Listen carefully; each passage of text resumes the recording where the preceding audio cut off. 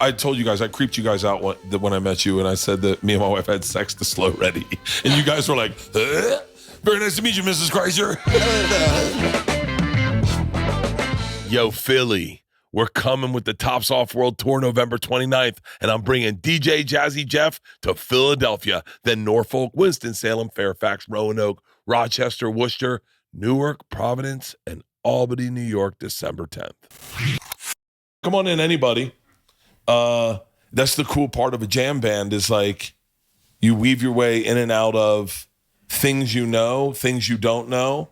And it's like a discovery all in the moment. I got to introduce that to my daughters, and it was fucking badass. Come on in, motherfucker. What's up? God damn, are you wearing a wig or did you grow your hair out? I grew my Jesus hair out. Christ. I'm wearing a wig. Yeah. This is fake. Please sit down. We're talking about Phish. Okay. And if you had to describe Phish in one word, how would you describe them? Fun. Fun. Yeah. I said smiley. Yeah, smiley, fun. Yeah, I give a. Please sit down. All right. Please. We're going around the room. We're trying to describe Phish in one word. How would you? He said fun. I said smiley. Like, oh man, one word. That's so tough. Smiley. Circus. Yeah. Circus is good. Well, thank you guys for coming. Congratulations on 2 sold-out shows at Red Rocks. Thank you. Really, really fucking impressive. I don't know how to. I don't usually interview a lot of people, and I'm not the best interviewer. So I'm going to try to say it as organic as possible. When do you guys feel like things changed for you? Because right now, I feel like Goose is on the tip of everyone's tongue. But I know you guys have had kind of, and Leanne said this today. She goes, you know what I like about them? They ain't on the radio. Them, all the good bands ain't on the radio. Wilco, them, Widespread Panic. I mean, I like that. You should ask them that. But when did things start turning a corner for you where you guys are like, oh, fuck, we're going to need another tour. We're doing multiples at Red Rocks. We're doing, like, when did that happen? Originally, it was pretty clear cut originally, 2019. Because prior to that, we were kind of just running around playing small clubs, and sometimes there'd be, 30 people there. Sometimes there'd be 4.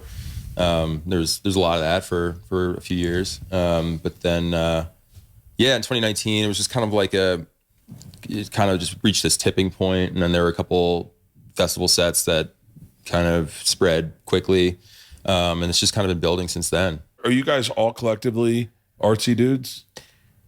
Yeah, I'd say. In different ways, I'd say. Yeah? Yeah. Like, because I know that I have a company that I run, or my wife really runs, but I'm a little bit of a micromanager, and I want things to look like I want it to look like. I know what I want. And you guys are collectively so different. I mean, and this is just from the outside looking in, but so different, but yet you guys gel so well. I was wondering, like, what's the struggle with dudes that are all very elevated at their game on their instruments and creatively? Like, is there like a struggle in the artsiness, in a weird way of asking that?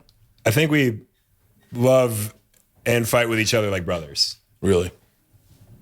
Yeah, there's a lot, like everyone's got their own background of music, and, it kind of like creates some cool, stuff within like what we play, Yeah. I think it's just like melding of the influences. So then walk me through a song, and I'm gonna, if you can. Sure. Because Turned Clouds was the song. Was that it? That's That's the song that got me. I was like, oh, this is badass. And then when you guys released Drip Field, it fucked me up. But my Turn song was So Ready. Right. That song is so fucking good in like and in such a fucking massive way that is my entry level to people. I go, play this. Trust me. This is the song that'll get you to understand the band, because you guys are so rich. You have a hint of Widespread, a hint of Phish, but a hint of Steely Dan, a hint of jazz and funk, and there's like a culture to you. Like but like, how do you write a song like that? Like that, that's my song. I'm curious, creatively, how does a band get together and come up with that song? How'd you do it, Rich? It's tough to say. That it started years ago. There's a homie that we have from back in Connecticut. Shout out to Jeff Emborg. Oh my God. Right. And it was kind of like originally inspired by him in a way. I was at this rehearsal for this like other band, was playing a gig or something, and he was just like messing around with a synth. He's just like a character, this guy, and he started doing this thing, and I was just like his vibe with his synth and everything. It kind of just like this like so ready for this kind of just popped into my head, and it was just like very like kind of comical sexual vibe going on, and then it just kind of like wrote it from there. And how do you guys take like a transition in a song? You guys are so good at that. And this is so bro-y of me, but the first person that we ever saw do it of my generation was Dave Matthews, to take a song and switch directions. And you guys do that so well on fucking in music, where you allow it is integrally what makes up a jam band, is that you force the audience to ride with you. And what is that integral to the way you write music, the way you enjoy music?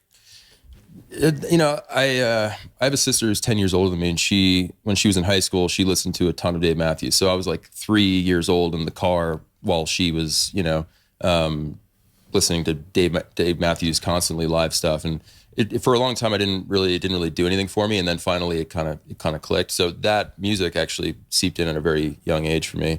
But all this stuff is just kind of, I don't know, it's just kind of in there. It was just the language that growing up in the Northeast, jam band shows, that was the cool thing to do. That is a Northeast vibe. It was definitely the vibe. That's almost authentically, like Phish kind of stamped it and was like, yo, this is what we do up here. Yeah. Right. We're not fucking stupid.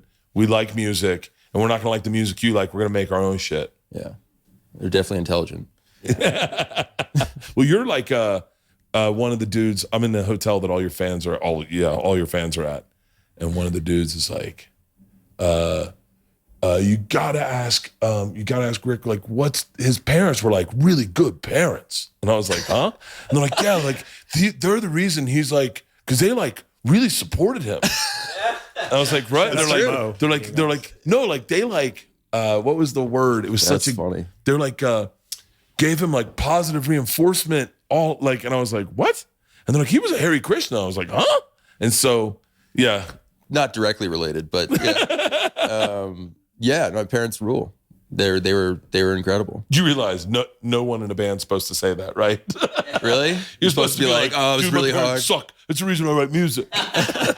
Yeah, we all got our shit, but they were awesome. Yeah? Yeah. And you grew up in the Northeast as well? Yeah. And everyone's from Connecticut. I'm from Boston. Jeff is from Ohio and Florida. We both met Rick separately at school. Really? Yeah. And so how did the band start? The band started with you two and Trevor, right? Yeah, it's Trevor and I just like started.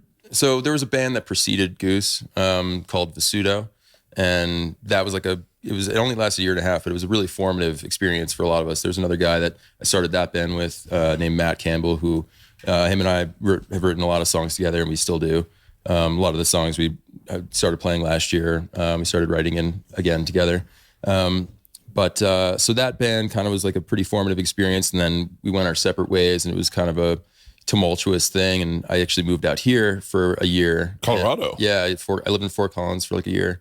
And during that time, I was getting messages from John and Trevor, like, dude, come on, what do we got to, like, let's do it. We got to do it. And so I started flying back every like once a month or something. We started playing bars as Goose. Really? Why Goose? I was working at a taco place in Fort Collins, and it was like kitchen lingo there. It was like a dumb thing that was said all the time, and I thought it was really funny. And now I don't think it's funny anymore, but like it's still, I can't believe it's stuck. Hey, you're telling the machine. I gave myself a nickname 25, 30 years ago. Rick wanted to change his name for so long. There was many times I was like, all close. right, things are starting to like come together. We should probably get a real band name, and it just never happened. Oh, I love Goose. Yeah. It was almost Maverick, just so you know. That was there was a moment when I was in first grade, I tried to change my name to Flash, and I'm really glad I didn't. Yeah. Goose is such a great fucking band name. It's stuck. Yeah. It's stuck for a reason. And so then you just went back and forth and then decided to stay? Yeah, I came back and went back to school, finished school, and during that time we were just like playing bars around Connecticut, really. And then when I finished school, we got a booking agent and started hitting the road, and have went through a handful of lineup changes and kind of were just honing from there. It seems like such a meshy band. What is Things were meshy, yeah. It seems like It was a mesh. Yeah, it was a mesh. What was the first song where you were like, "Oh, we're moving in the right direction"? Like The first song? like where you guys jammed together and you're like, "Oh fuck, this is like maybe you wrote it or maybe it was the song that you guys were like." And I can only speak from my band experience, but for my band, they played a U2 song that I was unfamiliar with, and I walked in the room not knowing it was a U2 song as the lead singer, and I went, "This is good," and they were like, "Really?" And I thought I had a moment where I was like, "We're gonna be huge." They were playing a U2 song. And I was like, "Someone record this. We're about to be the biggest band in the world." And they're like, "Write lyrics." And so I wrote lyrics to a U2 song, not knowing it was a U2 song. Fucking uncomfortable. Yeah. Like, Have you sent the lyrics to Bono for like an alternate? no, I don't think he lyrics needs for him? them. Mine was a little sister. As you look out the door. I just was with one of the band members like a week ago, and he was like, "Dude, why don't you sing Little Sister?" But what was like the time where you guys were like, you're like, "Yo, this is like, when you fall in love." I mean, I'm assuming that happens in a band. Well, we had a first jam with Peter. I don't even remember what we played, but the first time we had Peter over to see if he was going to be the guy. Yeah. I don't remember what we played at all, but I remember just like us looking around being like, yes, this is it. Peter is, I have to say, this is my impression. I'll do the impression of the three of you guys, okay? Oh, man. When I said it to Leanne, I was taking a shower today. She goes, "Where do you think they go to eat?" And I went, "Peter is the one that goes, I'm up for Nepalese food." Solid. And Ben goes, "I could eat whatever." And Rick goes, "Do they have tea?" And Leanne goes, I bet that's where they are. It's not far off. Really? Oh my God. Awesome. Yeah, you guys have Yeah. you're so different. And then Trevor is like the one my daughter Isla was obsessed with. Because he just stands there in a fucking... He's majestic. Yeah, he's majestic. He's like a majestic Majestical creature. Yeah. But what was it when you play with Peter, you're like, okay, this is... There was definitely that jam like had a major impression on me too. Really? Like it was sick. And I think Rick has like a voice memo recording of it. And that's the only existence of it. Like there are lots of moments like that. But it didn't feel like, oh, this is our song. It was kind of like a very long hone. Like there's many years of like trying to sort it out and find it. You Really? know? Yeah, I feel like we're still on that, you know? Oh, you guys are so in that fucking... That, I mean, and you know, it's interesting because I know Peter is kind of a little bit of the marketer. I'm in the not, and I say that it's like kind of a slur these days to be ambitious. But it should be known that Kurt Cobain was notoriously aggressively ambitious with marketing. You have to Right. be. You have to be, and people like to. And listen, trust me, my best friends in the world are anti-marketing, anti-promo, anti-social media. But if you don't have someone in that group going, yo, man, I'm proud of what the fuck I do. Right. Check my shit out. Then you're a tree in the woods. Right. And like, I'm downstairs. I'll tell you the app. They're like, dude, fuck Nugs. You need to get on. I just downloaded it yesterday. They're like, Peter always uploads to this. Bandcamp. Fucking right. Bandcamp. Yeah. And I was like, really? I learned more about this band hanging out at that fucking hotel Yeah. than and I also got a felony's amount of LSD. But and if you guys want it, I can give it to you. You can take it with you. We don't know what to do with fucking 1,000 microdoses. But we have a ton of weed. We have some kettlebells. You should see what we tour with. I'm dying to see what you tour with. We'll talk about that in a second. Yeah, sure. But I love that you guys, there is a connected to how to talk to your fans. Yeah. And your fans are fucking obsessive. And when I find a very small concentric circle of my fans that are Goose fans, it is fucking the coolest people. That is the ones you want. The fucking cool dudes in like a nice truck with a hot chick, and he's got a beard and he smokes weed, and he's got some frisbees in the back, and he's like, dude, what the fuck? Oh my God. Dude, have you listened to Bandcamp yet? Dude, oh no. Dude, they shouted you out last night. You gotta, like, it was crazy. This morning, I couldn't get out of the hotel. I talked to everyone. But I do love that you're connected with us fans. Yeah. That like, dude, I got done in Chicago and they're like, you got to listen to Nugs. I'm like, huh? And they're like, dude, all their shows are on Nugs. And now I got every show. Everyone's telling me the Las Vegas show is the show. Shit. That's what, I'll tell you what the fans are saying. Have you listened to Las Vegas? Dude, Vegas is Vegas, but that's the fucking show. Whoa. Dude, you're fucking, the New York show you did, the 2 nights, I think at Radio City. Motherfucker. I mean, that's the coolest thing about this band. I wish we could do that as comics. We can't, because we're doing technically the same. We're working on a new hour. Right. But is there a part of you that, because Rick, you don't strike me as a guy that's on social media. Is what? Oh, I've been like, You made a post recently. I made a post on Instagram recently. Yeah. It's a big deal. No, it's very unnatural for me. Yeah? Yeah. And does that work good that it's kind of right up Peter's alley? Yeah. Hell yeah.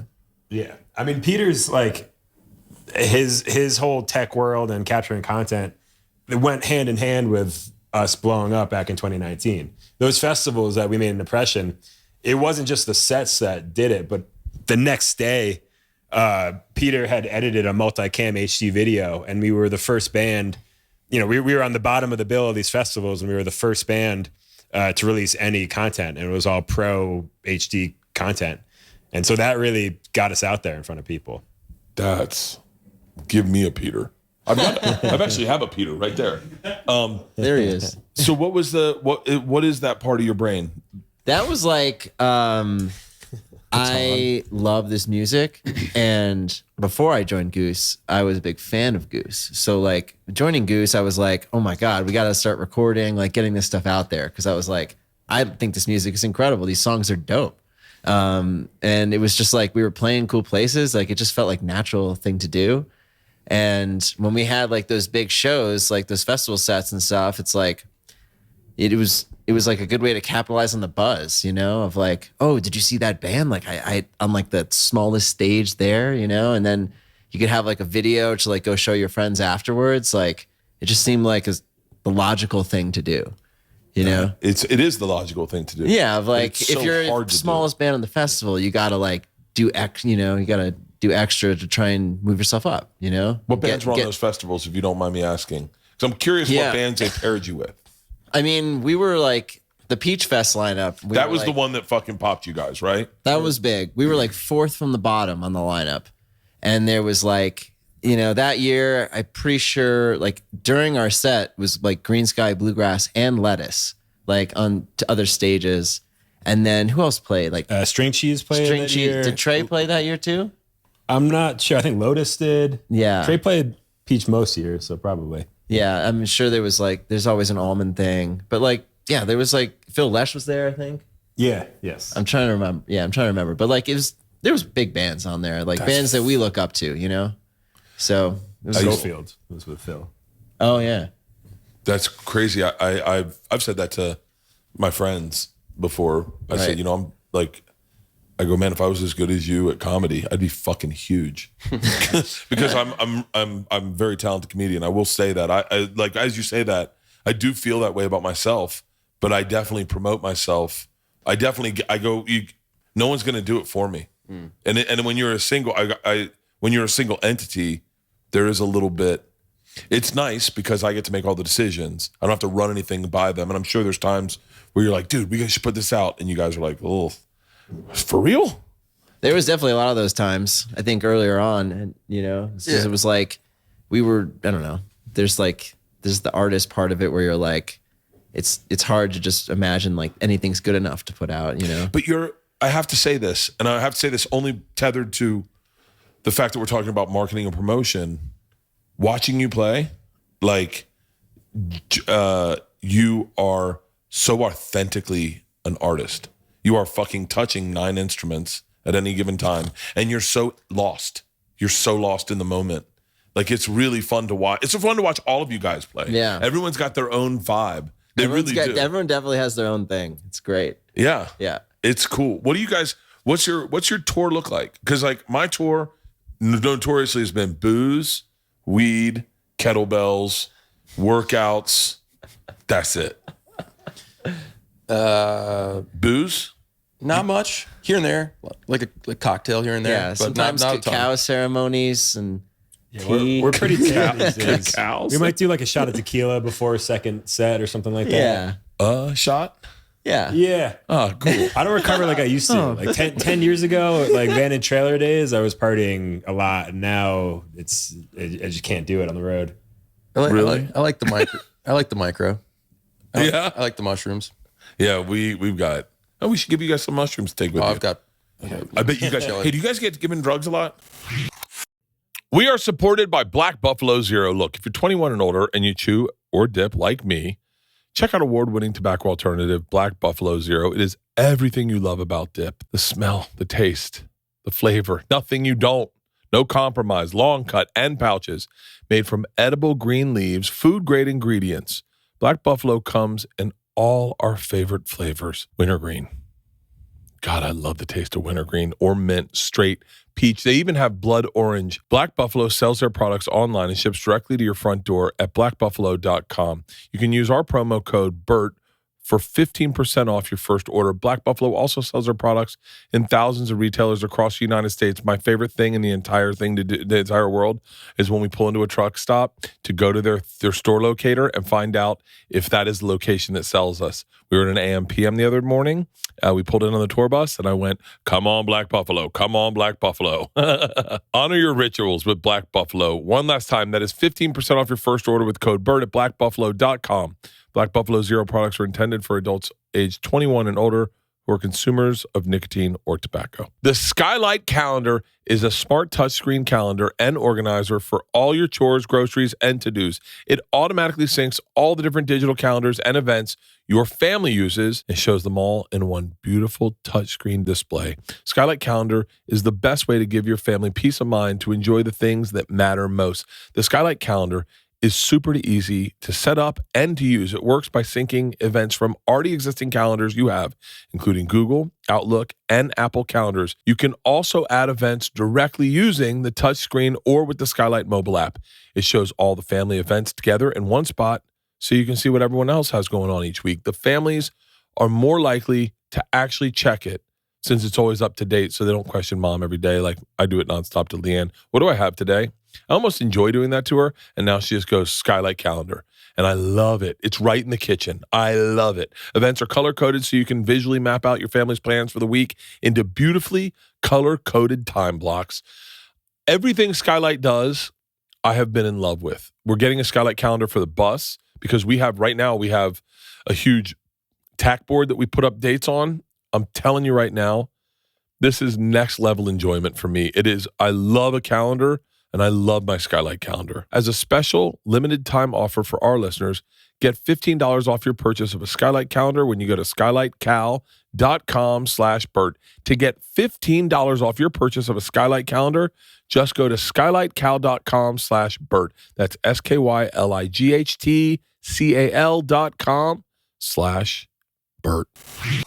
Hey, do you guys get given drugs a lot? Oh, every day. Fucking crazy, right? It's insane the amount of, we get given felonies worth we got given 15 pounds of marijuana in Vegas. That's excessive. Do you guys smoke weed? Yeah. Yeah? I don't anymore. Occasionally.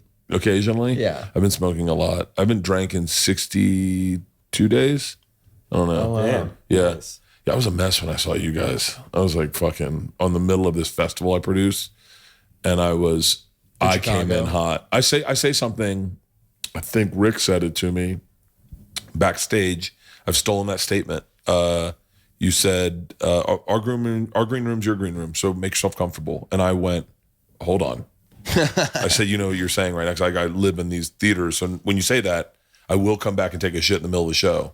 And you were like, no, hey, have beers, do whatever, use our bathroom. If you need to go to the bathroom in the middle of the show, come back. This is your green room too. And I went, wow, it's really a freeing statement. When you say that to people, it means, because you don't say it to everyone.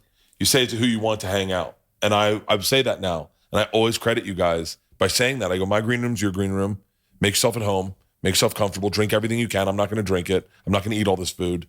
And it's a cool thing, but I was a fucking hot mess. I was fucking murdering your beers. I don't think you guys had one. Yeah. Yeah, and but yeah, I haven't drank, but I've been smoking weed like I'm starting a reggae band next week. Yeah. With Snoop Lion. Yeah. But so a little weed, no sober when you go on stage? Depends. Really? Depends. Will you guys day drink? Like No. no, okay. No. Well, no. Like if you guys were like Before a show, you mean? yeah, like everyone always tries to get me fucked up before a show. Like I go out anywhere and they're like, dude, let me get you, margaritas. Let me get you margaritas. And I'm like, I'm good. I want to be on sober when I walk on stage. Right. I'm kind of neurotic about that.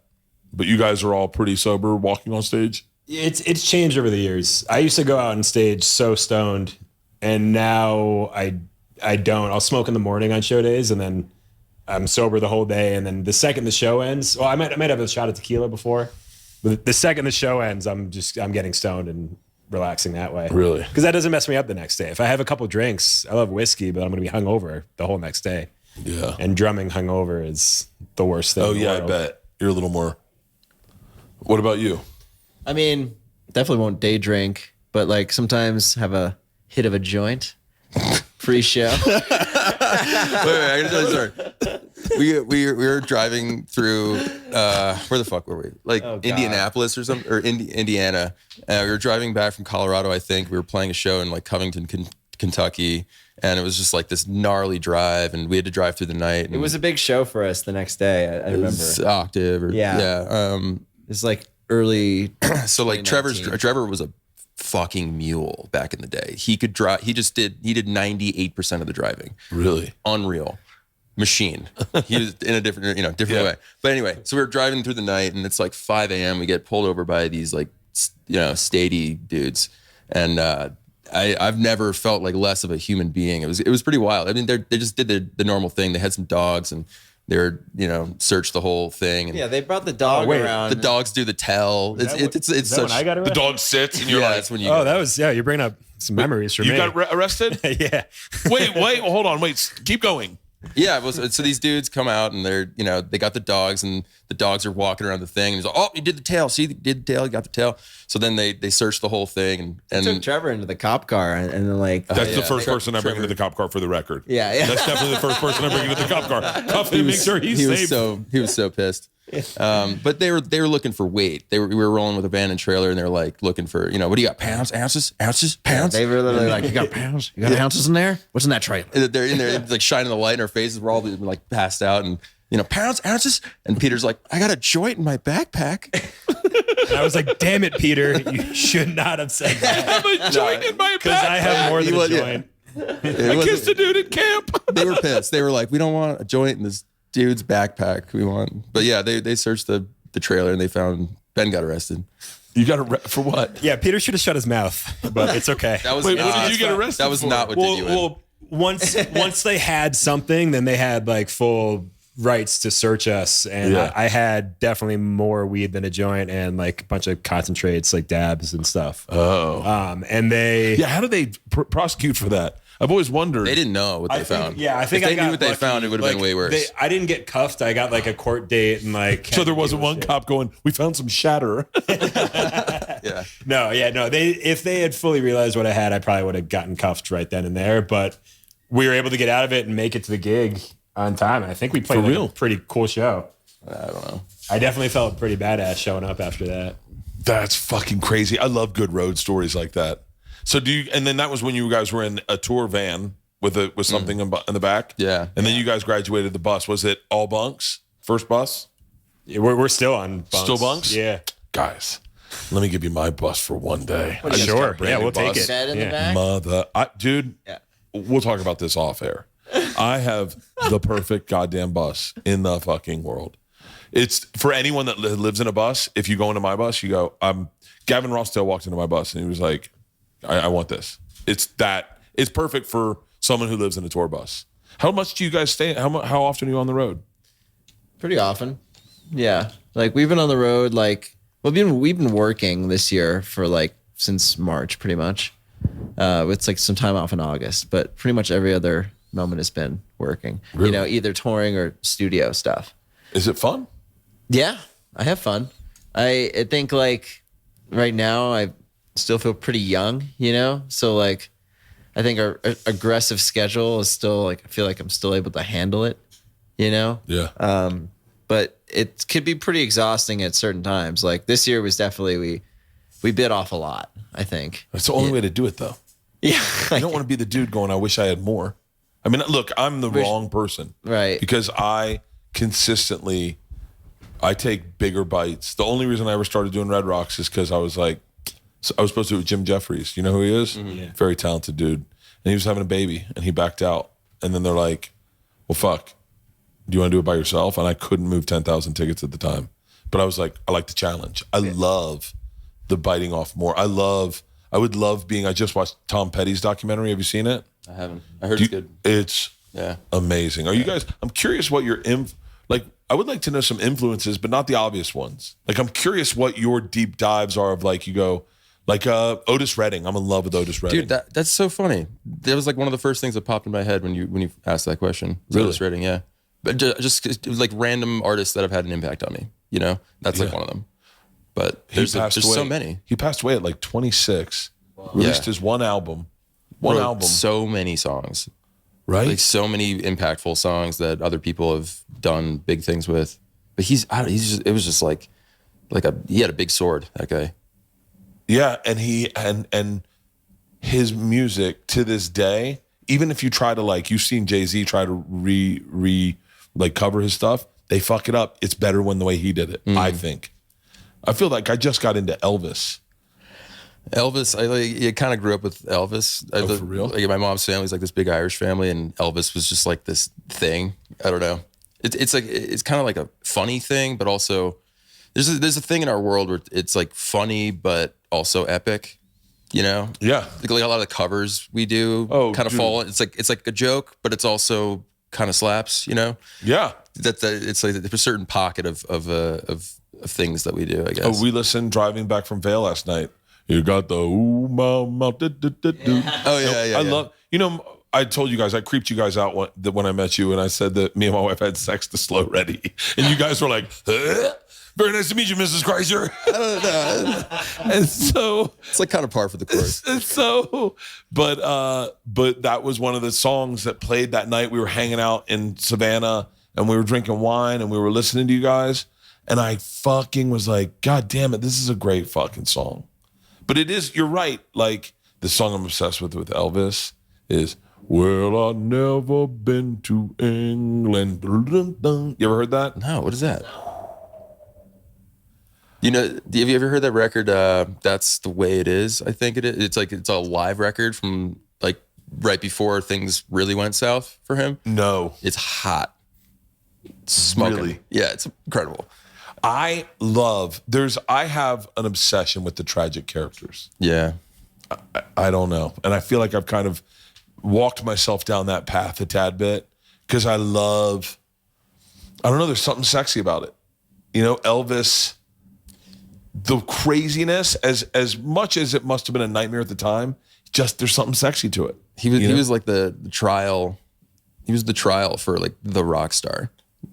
He was the first one to get just smoked by that existence. One of the things in comedy, I'm gonna just tether this to comedy because it's what I understand. Sometimes a comic will tell you he likes a joke, and then that joke becomes so good to you.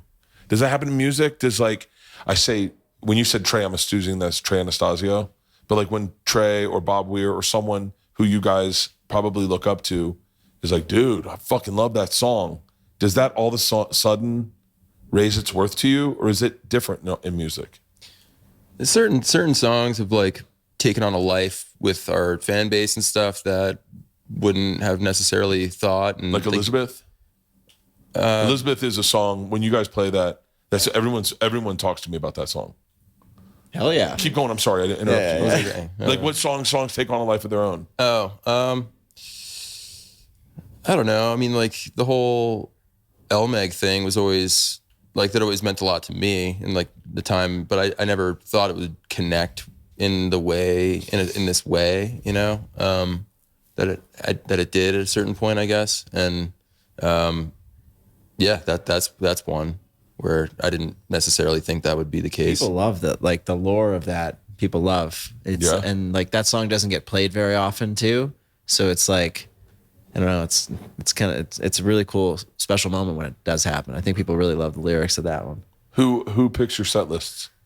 It's a combination of Rick and me. We kind of like, I'll do some like stats.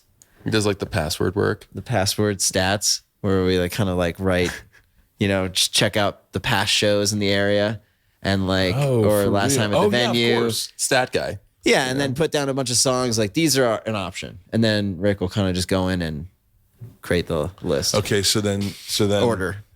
So then you did. I like limitation. You what? I like limitation. Like limitation drives creativity often. You're speaking my language right now. Yeah. Give me parameters, and then I can give you something you like. Yeah. If you give me no parameters, you're not gonna like what I give you. So you look at what you played in Red Rock. You played Red Rocks before, Last right? year was the first time. Yeah. Okay, so when you played Red Rocks last year, so you're not going to give them the same show you got last year. They got last year. Totally. You're going to give them something new. Are there songs that you go, this would be a badass cover, we should all learn it? Yeah. Like how does the creative process of setting up a set list and then finding a banger that is like almost a cover? Because I was saying, like, you guys did Bertha in Chicago.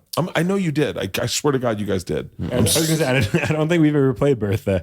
100%. Was it another Dead song? Could have been Mississippi. It was Bertha. It was Definitely fucking played. Bertha. Hey, if it was Bertha to you, then that's all that matters. Fair enough. I mean, Gentlemen, I swear to God, I bet it wasn't Bertha. It wasn't. I bet it fucking wasn't. I bet it was another Dead song. It had to be. Hold on. It's either Mississippi or Love Light? I think it was Mississippi. No, it was Bertha. Do you guys? What's we do the? a few Dead tunes. What's that? We do a few Dead tunes. I like Bertha's not one of them. You know, when I said it to you, you were like, it definitely wasn't Bertha. you seem very confident. I know, and I saw it in your couldn't eyes. remember what Let me ask you, which app are you checking right now? Nugs. Nugs. Nugs. Nugs. If I have fucking glasses on, I could do all of this. How long do you think you guys will do this for? Do you think you'll do this when you're fucking 60? Do you think you guys have that? You think you could? I mean, I'm doing it now. I wish I had your fucking brain. Are you in therapy? I've done, yeah. I do. You're so like, how are you guys so even fucking keeled? Like, you're supposed to be very fucked up, right? Like, I'm the fucked up one, and I've been doing it for 25 years. You're just seeing like a little glimpse of us right dude. now. Don't worry. And yes, therapy. Don't worry, we're fucked up. My library. You ready for this? Goose, Riviera Theater, motherfucker, Mississippi House. It's all right. Motherfucker. So that was the song. It was a really cool introduction for my daughter to understand what, for lack of better words, a jam band is that all of a sudden it's a song bleeding into another song where all of a sudden you recognize the song. It's a little bit like getting the Christmas present you wanted, where you go, wait, who told you I wanted a Game Boy? Yeah, holy shit. And then she goes, I know this. She hits me and she goes, I know this. I went, you've heard it in my car. This is the Dead. And she was like, wait, they wrote this? I go, no, this is the fun of this show. You guys really changed my oldest daughter the way she takes in music. Wow. She loved it. Isla, on the other hand, was at a Slipknot concert last night. She walked up, she goes, not my type of music, but it was a good job. I was like, Isla, what the fuck's wrong with you? She's like, what? I like Slipknot. Yeah. But she's obsessed with fucking Trevor. Nice. So then you do the stats. Do you text it? Do you guys already have your set list tonight? No. No? No. You working on it? We've got the plots. Don't tell me. I like being surprised. We ran the stats. You ran the stats. We did that, but we didn't put There's been no order yet. some light tinkering. Yeah. Yeah. Sure. Yeah. How do you do an intermission tonight? Intermission, yeah. So how long is the show? Is there band opening? No. I like that's a gangster move. What time do you guys walk on stage? Like 7:45, maybe something like that. I'm just smoking weed tonight. I'm just smoking weed, no booze. I'm working on a thing called intrinsic value. I think something your parents gave you as a child. I did not get it. It's where you feel value in just being you. Nice. Yeah, but you got to build it. Like, you can't just get it. You got to like do shit. You can lose that. Sounds cool. You know? You can lose it. You can lose it. You can get it. You can then lose it and then get it back. Yeah. Have your parents seen you perform? Have they seen me perform? Yeah. My mom was here last night. Your mom was here last night? Is she here tonight? She's here tonight, yeah. Can I meet her? Absolutely. I want to fucking meet this Yeah, lady. you got it. She seems like a really cool chick. What are your parents? She's the coolest. Yeah, She's the coolest. Wait, how old is she? She got a sister, a daughter 10 years older than you, I can guess. Don't Yeah, worry. mid-60s. Yeah, okay. Yeah. Smoke weed? No. She's like fucking with some gummies, maybe. And she came down to Mexico earlier this year. And she was like, she asked me for a gummy, and like I asked a couple of our guys, and they're like, I don't have any on me. And then someone was walking by on the beach, was like, oh, here. And I was like, oh, here, this gummy is from some guy on the beach. And she ate it, and like she was toast. Oh, she had to, you know, she couldn't get up in the middle of the night, and saw her the next day. Her hair was all fucked up. She was like, man, that was kind of crazy. That was a lot. Yeah, I was going to eat edible tonight, but then I was like, I just would rather enjoy the show. I think. That shit could be pretty strong. What was the last show you guys saw? Last show? Like you went and watched and you sat in the audience and was like, Saw Dave Chappelle recently. where did you see him? Nebraska. We had a day off in Omaha. Omaha, expecting nothing, and Dave Chappelle was like less than half a mile away from us that night. So you guys went? Yeah. Bought tickets or called the promoter? We had our agent Yeah. Yeah. Did you guys meet Dave? call him in. No. Oh, you should have. He is everything you want him to be. Yeah. He is everything. Yeah. He is the fucking best. Yeah. Yeah. Like, fucking, you have a good time? Yeah. Oh, it was yeah. awesome. Donnell Rollins open for him? Other We- black dude we in the got in suit late. looks like he's 103. We got there. We got there in the middle of him, but he was funny. He from what I did. heard. Yeah. Yeah, he's funny. It's pretty cool. Do you there's more a question probably for Peter, but like, so one of my favorite things is tonight is getting here a little early, checking out your merch booth. I told you this last time. Right. I love doing the analytics of a show, seeing Right. where you set up your merch booth, seeing what merch you have, what moves, talking to the people that are selling. I love that shit. Right. It's my favorite thing in this, of this. And then Talk to Naveed. what's that? Talk to Naveed. Yeah, our merch guy's a legend. Yeah. It's the coolest part of being in a like I went and watched Metallica and I was like, how do you find a way to sell a weekend pass? Because they sell like they do 2 shows and those 2 songs are the same. Right. And then they sell the weekend pass. All your fans. I would say you sold 8,000 tickets. 8,000 people bought 2 nights, in my opinion. So many people are coming both nights. Right. That's so fucking valuable. That speaks such volumes to how much you connect with your fans. And you don't, I mean this respectfully, I don't think you try. I think you just are yourselves and we fucking like you. It's a really cool thing. You guys aren't trying to sell us anything. You're just doing your fucking thing and it connects with us. That's what we want you to think. It's working. Perfect. I'm going to get you guys out of here. I know you have sound check soon. Well, thanks, man. That's a nice compliment. No, I can't. Yeah. I mean, I'm bringing 4 people who just got into you guys over the last couple months and are now obsessed with you. Today they're playing at the coffee shop. They're playing Goose at the coffee shop by we're playing. And my buddy Keith, who lives in Aspen, goes, hey, this is Goose right here. I said, what? And he goes, this is Arcadia. And I went, oh, so you're like legit listening? He goes, fuck yeah. He goes, I've brought, every time I bring him up, I'm like so excited for the journey you guys are on because I've seen people blow up, but I've never seen something. Like Chappelle is the only thing as undeniable as you guys, in my opinion. Where you go, you got to check him out. And no one's like, Dude, not that's my thing. crazy. Dude, you're throwing out some serious, You're talking crazy serious right now. compliments. I'm older than you guys, and I've the Shane Gillis, perfect example. Do you guys know who Shane Gillis is? I know that name, but He just had a special on Netflix, and I'll tell you right now, if you watch it, he'll be your new favorite comic. He will be your new favorite comic. But there's a thing that when you see it from the other side, I played baseball with a guy named Brad Radke, and as we were kids, he went pro. Everyone was like, he's going pro. Right. And I was like, I remember saying to my dad, how come no one says that about me? And my dad just very blatantly was like, you're not that good. he's just better. Yeah. And it's something, like I said the same thing about Wilco. It's like, do you guys like Wilco at all? I've never dug deep. Yeah. And it's like on my list of things I need Jeff to Tweedy I was need a to, like, tragic character. dig That's into. what made me fall in love with him. Really? But He's like He's good chilling. now. He's chilling. He's good now. But when they did I'm Trying to Break Your Heart, which I think was the movie, the documentary about them getting their album I've back. seen a bit. I've seen like a good portion of that, and I was really compelled, and I just never dug back in. He was in the throes of heroin addiction. Yeah. And it was like, and for whatever reason, I find that sexy. And there was that other dude who was just like a lot. That would have been me if I was in a band. He was a lot. He's dead now. Yeah. Oh, you really? Yeah, he was he was really tragic. Oh, wow. Yeah, but he was responsible. I mean, he was a very creative, and that's the hard part that you guys deal with is like, I'm sure as things get bigger, people have bigger wants, people have bigger needs. I talked to Slash one time, from Guns N' Roses, and I said, what happened to Guns N' Roses? And we were drinking in my green room, and at like 6 a.m, he was like, very casually, he goes, we weren't millionaires when we met. And he was like, we just became different millionaires. And I was like, wow, it happens in comedy. All of us met broke open micers, and then we all became millionaires.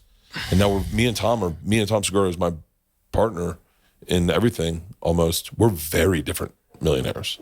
That's a weird statement to say, but like, That's real shit. you just like, he likes Ozempic and steroids, and I like to be real.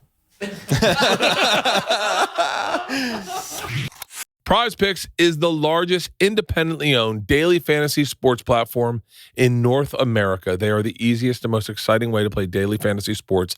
It's just you against the numbers. Instead of battling thousands of other players, including pros and sharks, you pick more than or less than on 2 to 6 players' stats projections and watch the winnings roll in. With basketball season here, you can now pick combo projections across football and basketball from the Specials League, a league created specifically for combo projections that include 2 or more players from different sports or leagues. For example, LeBron James plus Travis Kelce at a 10.5 combo of 3 points made plus receptions. Want to play alongside some of Prize Picks' favorite players like rapper Meek Mill or my buddy Andrew Schultz? You can now find community plays under the promos tab of the app to view entries from some of the biggest names in the Prize Picks community each week. Prize Picks even offers a reboot policy so that your entries stay in play even if one of your players gets injured. For football and basketball games, if you have a player who exits the game in the first half and does not return in the second half, that player is rebooted. Prize Picks is the only daily fantasy sports platform with an injury insurance policy.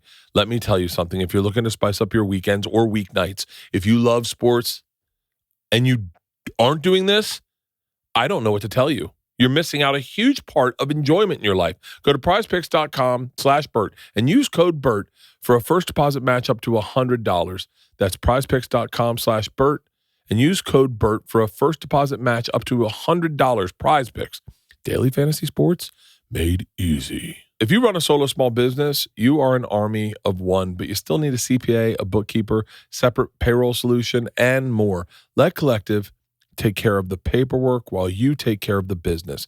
Collective is the #1 financial solution for freelancers, contractors, and self-employed entrepreneurs that lets you focus on your passion, not your paperwork. Let Collective handle all the paperwork you dread, like corporate formation and compliance, taxes, bookkeeping, accounting, and even payroll. The best part, it's a fraction of the cost of a CPA. Join the thousands of solopreneurs who have saved an average of $10,000 per year on taxes with their structure. Right now, Collective is offering 1 month free and no onboarding fee when you go to collective.com/Bert and tell them Bert sent you. That's $550 value for free when you go to collective.com/Bert and tell them Bert sent you. That's collective.com/Bert. And don't forget to tell them Bert sent you. What questions didn't I ask you guys? Oh my God. What questions did you think, like, where have I dropped the ball in this interview? I don't know, man. I don't know. It's pretty good. It's, how many like podcasts have you done? Not many. Baker's dozen. Yeah. Yeah, probably between 10 and 20, I would Yeah. say. Varying Do you levels. listen to podcasts on the road? Occasionally. Haven't recently, but I was like really into Jay Shetty's podcast. Jay Shetty. Yeah. How do I know Jay Shetty? He's like it's like the #1 health and Jay wellness Shetty, podcast. he's On like Purpose, it's yeah, called? he's the guru, like a wellness dude. Yeah, he's really good at interviewing, and he's got like some really compelling guests, and it's a good podcast. Yeah. Yeah. I'm into history. If you like those, have you listened to Lex Friedman? Is that history yeah. stuff? What? History stuff? Oh, do you like history? I've been like wanting to like get into yeah. People at Noiser, you're welcome. There's a pod there. I'm gonna turn you on. It's Noiser. That is the Noise Room? Noiser. Noiser. Noiser. And they are the umbrella that has This Day in History, This Week in History, The Dictators. I can't believe I survived. Like they've got a group of great. Cool. Every day they do a new thing about history, and right now I'm obsessed with going on YouTube and listening to documentaries about the state I'm in. So like we were in Florida and I listened to everything of how they developed Florida. Flagler versus HB Plant versus the Florida Crackers, which was the Cowboys at the time. Like that shit fascinates me. That's really interesting. And I downloaded one about Colorado last night. And so on the bus, I get into my room and I put it on the speaker and I listen to it while I sleep. I used to be in a bunk too. And I just put my phone and just listen to history podcasts. Turkmenbashi. Do you know what that is?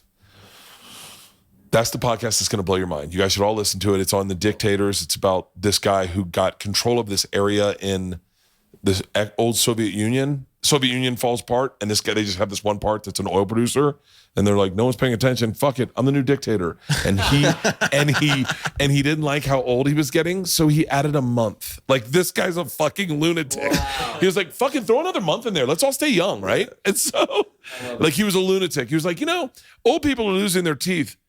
Dogs don't lose their teeth. From now on, old people eat bones. And they're like, huh? And he's like, eat the fucking bones. And they're like, okay. Yeah. What comics do you guys like? Chappelle?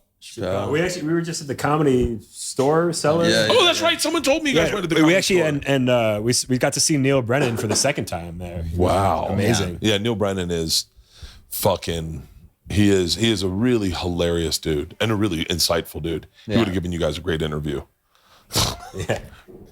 We're down. Let him know. He told a really funny joke about like people like going on stage late and like doing encores and like how it's just like ridiculous and no one should do it. He's like, next time a band does an encore, just leave. Fucking get out of there. The band left, you leave. Like, Rick, our new thing. You missed it because you were late. But you guys don't do encores. No, we do. We do. You do? Yeah. Are you going to do one tonight? Oh, we'll see. Okay. It's a surprise. We're gonna walk off and maybe we won't walk back on. Yeah, everyone will be on the edge of their Metallica did seats. not do an encore. Huh? Metallica didn't do an encore. Yeah, I think it's so badass when you don't. I used to tell, I one time tried to tell, because I tell the machine every time at the end of my show. And one time I tried to do as an encore and they left.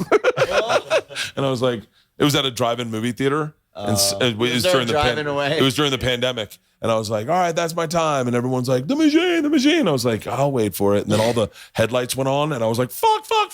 And I ran back out. Hey, what else are you doing? They're like, oh, okay. Yeah.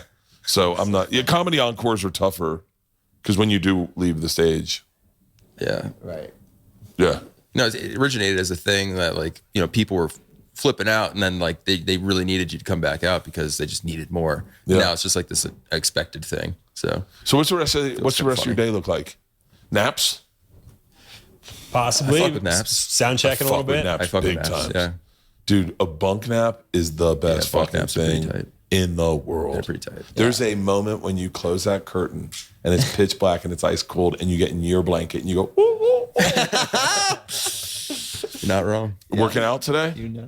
Probably go for a walk. do Because some you physical therapy. guys are fucking jacked. Did you see you posted the picture? Did you see my comment? No, what was it? I don't even know anymore. But it was like you guys were all fucking ripped playing like the Ultimate. Frisbee? That wasn't me. It wasn't the whole band. It was a bald bearded photographer that replaced me. Nice. And Naveed, our merch guy. In That was that you guys were fucking yoked. Do you guys work out today?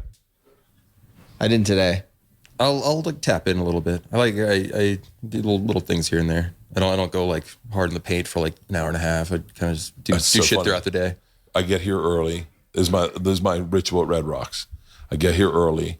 I walk the stairs and then I do a kettlebell workout on the stage. That's tight. Like a kettlebell weightlifting workout, like an AMRAP. You ever run up the stairs? Yeah. That's badass. Yeah, It's walking is really difficult. Just to walk the stairs. It's tough, dude. My assistant Peter ran the stairs the last time he was here, and we walked the stairs and we did 10 push-ups every 10 steps, I think. Nice. And That's so you tight. bang out 10 or maybe 20. We were doing 100 push-ups a day. It's a lot of push-ups. Yeah, we do. Last year around this time, we decided to do 100 push-ups a day. Me, Rogan, Tom, and this guy Ari, and we did 100 push-ups a day, and we've kind of just stuck with it. And it's really great to be able to bang out 100 push-ups in like 10 minutes. You do 20, 20, 20, 20. But it's interesting because you guys are so young. I bet you just rebound and you feel good all the time. When you get older, Negative. Yeah, it's not the case. really. Negative. Oh yeah, I mean, I do physical therapy every day. I'll ice that's right. You're before and very after physical. shows. Like have my arm in an ice bucket. We play a lot of music. It's a lot. Yeah. Like a 3-hour show. Oh yeah. I guess I'm just standing there. I guess you guys are extremely physical. You're doing more than just standing there, but yeah, it's pretty physical. How do you keep your fingers? I tried to light a joint on stage and I couldn't last night. How do you keep your fingers? You have your tech run out and light it for you. No, I meant when you're playing music and it's cold. Do you notice it? Yeah, Sometimes. it gets tough. Yeah, last night was a little cold. Definitely by the end of the night, it was feeling a little stiffness. Yeah. When you get in the flow, your energy's flowing. Like you generate heat. Yeah. And it kind of Keep the gets core warm. Once you get going, it's fine. Do you guys buy anything on the road? I always buy knives. Knives. I buy knives. I buy a ridiculous amount of knives. What Yeah. kind of knives? Dude, it's just something fun that you look at and you go, Yeah. Like, what kind of knives? That's a really great question in Colorado. Does anyone know what kind of knife? Spyderco. They're in Golden, Colorado. It's the best fucking knife you'll ever Are they need. official sponsor of this podcast? I'll call the guys at Spyderco. They're about see to if they be. can drop off some knives. Can you reach out to Spyderco, Pete? See if they'll drop off some knives for the band tonight? Knives are sick. Dude, Yeah. they're great knives. They're really great knives. And it's the only knife you'll ever really need. And they're out of Golden, Colorado. But No way. I'm sure I have a knife in my pocket right now. But I love collecting. I love Yeah. finding something. Yeah. Right. To be into, like something to give yourself some meaning to a day. Of like I wanted, I don't know if I had, I wanted, because of Elvis, I wanted a horseshoe ring. What other Elvis songs do you like? Dude, hold on. Can I just, Yeah, let's talk this about is Elvis. the fucking, does everyone know that song? Never been to Spain. So slaps. so we're at a fucking bar in somewhere. It was a great strip club across the street. We're strip club purveyors, and they take us to this nice restaurant after the show. You sell at the arena, take it to dinner. So we go, and there's this fucking karaoke on the piano. They're playing the piano. Like, you want to sing a song? I said, I've never been to Spain. My voice is fine at the time, and there was 8 people in this fucking bar, and I blew my voice out, and I ruined it. And I have been struggling to get it back ever since that day. Because when I told everyone I was from Oklahoma, I fucking let them know. And now I'm stuck doing vocal warm-ups like a fucking, every time I have to blow in a straw to loosen my voice up. Yeah, it's gotten bad. Do you do vocal warm-ups? We do a thing before the show. Yeah. Wait, do you mind sharing? Yeah. What do you do? Oh, there's like these recordings. Oh, you just copy the recordings? Yeah. So there's it's weird. I don't know where they are, where they came from. Someone gave them to me. They're just like, MP3s that were cut from. It was clearly recorded on a tape a long time ago. Some classical dude, a bunch of exercise, and then there's this other thing that we do. Danu Fox. Yeah, Danu Fox. Single note saw. It's like this, it's like long drones. Basically, it's really nice. Like It's good for the That you the can find dome on Spotify. as well. Really? Yeah. Yeah. Nice. I'll send you that thing. I do. I blow into a straw, and that massages my voice. And then I've never done that. I reached out to a young lady, a friend of mine, Jennifer Nettles, who's a singer, and she told me a very valuable lesson. You don't have to start at 100%. Get yourself warm on stage, and that I've been really good. Although at Red Rocks, I kind of fucked my voice up in bringing people on stage. Because I was, I bring everyone on stage for a picture. It's a big deal Right. for us. Like, you guys get to kind of like, real quick, let's wrap it up. Goals for Goose? Do we have a band goal? Is there anything you guys are like, have your eye on? Where you go, what would be cool? Like a Grammy or like nothing. I love you guys. How the fuck am I so uneven keeled? No, there's like goals and stuff, aspirations and whatever. But I think more movies, more videos, more music, videos. more songs. Just making your own shit. Yeah, just making shit. Stuff. When's the next album? You guys just released September. You just released an EP. Yeah. And then how's that like? How, are albums this? Dare I say, are albums a thing of the past? Because right now people are releasing short things on the internet, comics. Could you just release songs every week? We could, but like, fuck that. The albums hit harder. Albums are cool. Still, albums are bad. Albums, it's a. I feel like people creating in 45 minutes, an hour of music has been a thing for a long time. It took different forms back in the day, but it's just you tell a different story than within 45 minutes or an hour than you can with 3 minutes. That's refreshing to hear you say that, because I argue that the comedy hour is the art form. Right. The hour is the art form. Can you hold attention for an hour? Right. Can you structure an hour in a way that you're not just dumping out all your jokes, you're telling them a story for an hour and they're engaged? I have a question about that. Do you do the same basic show every night on a tour? No. So you're changing it up. Yes. So You're a jam band. I would argue I have huge jam band influences. And it is what I enjoy. Do you plan that out? Like, No. You just go up there with the stuff in your head? Or do you I have an anything idea written down? of what I want to say. I have things I'm working on. Yeah. And in working on them, I kind of am jamming with them a little bit. Sure. It's really fun. I wish you could experience it with me. I wish I could bring you on stage. There's a bit of improv. The problem is it can become gluttonous. I'm certain you probably understand that feeling of like, at what point are you playing for yourself? At what point are you playing for the audience? Mm-hmm. Sometimes you, as a comic, you can feel it becoming like you go, I gotta bring it back to something. Right. I need to, and so, but that's the fun part I'm in right now is that I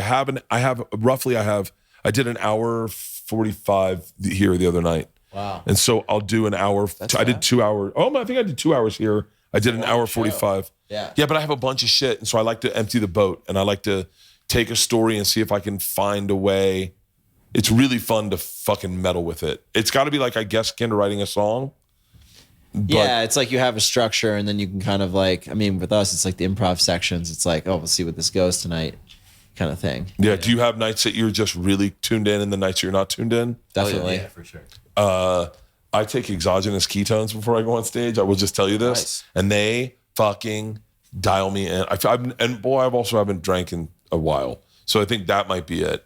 And I find that if I smoke weed in the middle of my set, that I'm allowed to really untether from the boat and Freshly toasted. Freshly toasted. What is it you said you take before you play? Exogenous ketones. What is that? I'm doing a ketosis diet, so I'm only eating protein and greens.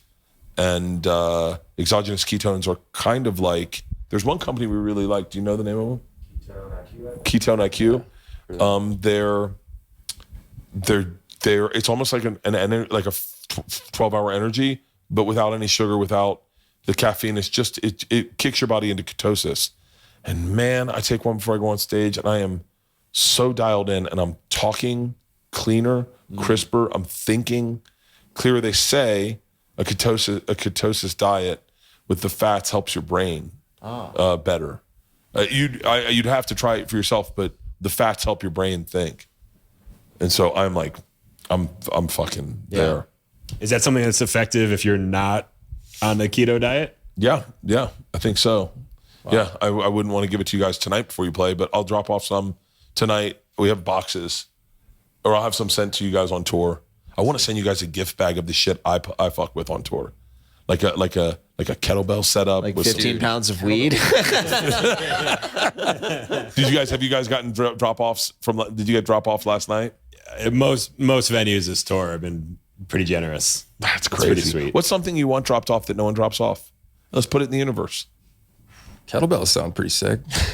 I got you. It's the unique gifts that stand out. We get a lot of bottles and a lot of cakes, which are cool. We appreciate it, but the unique gifts are the cool ones. Like a custom engraved like Louisville Slugger from Selling Out, the show in Louisville, something like Yeah, that. keep that by my bed now. Yeah. Yeah. Yeah, those I like are when cool. They bring a jujuicer to catering. I like juicers major at plus. catering. Yeah. I love a panini Got a joint in press. my backpack. I got these great joints. I don't even have. Oh, look at how fucking beautiful this joint is. This is what I've been smoking It's a lately. cannon. It's a cannon. This is Joey Diaz's weed. I would. Yeah. This is. Nice I'm little gonna smoke torpedo. that tonight. Here. I hope I can. I think I can. I think it's hard to get kicked out here. I think you're You're good. good. Yeah. Yeah. I want to let you guys go, but I don't want to leave you guys. So, but I'll see you tonight. Sounds good. I'm gonna go home. I'll see you in 5 minutes when this podcast is over. Yeah, I'll see you in 5 minutes. Hey, gentlemen, sincerely, I get this said to me a lot, and sometimes it falls on deaf ears. Sometimes you're in the middle of going places, and you don't realize it. Your buddy Ethan said it to me last night. All your hard work pays off in that you bring so much joy to me, my family, my wife, everyone I introduce you to. Please keep it up. Please, whenever anything gets tough, remember that the shit you do is bigger than you, and we really love it. We really love it as fans. And when you're having a shitty day, you guys come on my car, and I smile, and I think traffic's not that fucking bad. It's not getting worse than this, and it just got a little better. And you get, so please, thank you for what you do. Thanks Keep for what you doing do, it. Yeah, that man. means so much, man. And doing that too. right Thank back you. at you with all that. And when you guys do the next album, I'm going to come out for one day as inspiration. And I'm going to just come out and fuck your day up so that you guys have, and then you guys will just one Just day. see what happens. Yeah, and when I get ready to do my hour, I'm gonna have you guys come fuck with me and watch my set and go, throw these 5 words in there, and it'll make my set so much better. Thank you guys. Have a great show tonight. Thanks a lot, man. Bert. Thank you. Thanks for having us.